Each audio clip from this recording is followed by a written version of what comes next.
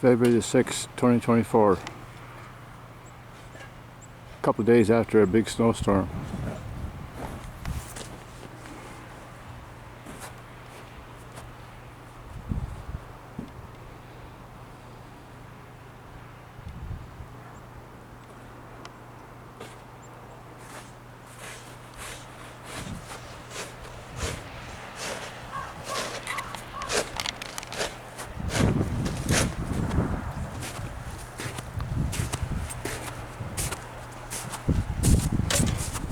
How's it going? Good, you? Good.